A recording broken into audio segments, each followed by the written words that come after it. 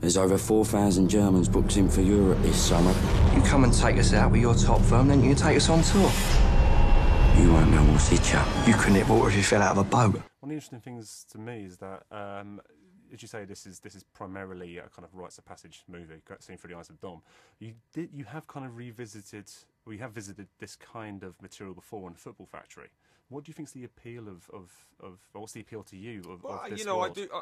I certainly would not shy away from saying that I have a fascination with violence, but moreover than that, a fascination with gang culture, because gang doesn't mean going around fighting. You know, a gang is a kind of people that exist with each other, you know, a tribe or a gang or whatever.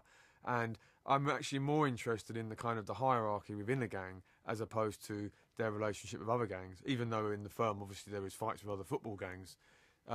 You know, as you know from my film, it's really a lot more about the friendship between Dom and Bex and about how someone new comes into the gang and the sort of tribal rites, initiations and stuff that people have to go through. That's really what fascinates me. But I'm clearly someone who has, I'm not saying a penchant, but I do have a kind of a fascination with it.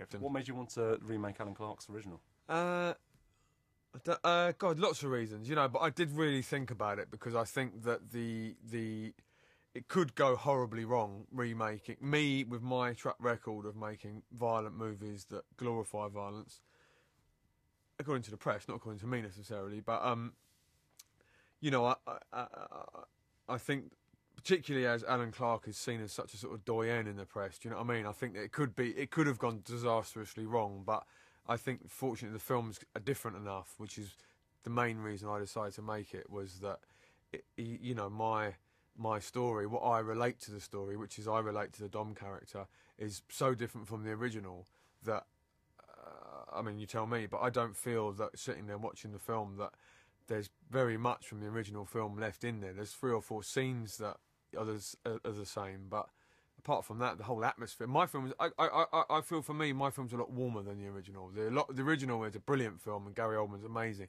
but it's very dark, and my film is a lot softer, I think. Absolutely, that's what Alan Clark did. He did that kind of thing. I mean, brilliantly so. He was the absolute reason I got into making films. You know, I mean, I've written dissertations with Alan Clark at film school, you know, for my degree, but so I'm a massive worshipper of Clark. But I certainly do think that my film is a lot softer. And I spoke with Danny about making the film, and you know, I said there's no way you could be in it, just because it would be beyond a cliche. Me and you making another film about football violence together, you know, and I think that he's going through, he's trying to reinvent himself, and I needed to reinvent myself as well. I'm, you know, I'm the first to admit that. And Callum had a very small part in the Football Factory, pretty unrecognisable actually. But it's just about having the right person. It's certainly nothing about wanting to cast people that look like each other. It's for me, it's all about casting the person who just feels like they could play that role, you know. And that part actually in the film was a difficult part, because if you think about like Danny in the Football Factory or The Business even, that he's already a kind of a young man, but what Callum does, I think, in the film is he's part boy and part on the cusp of man. It's quite difficult to have someone who you actually empathise with them, but yet you've got to have the empathy, but also they've got to be plausible as someone who would actually stand there and have a fight.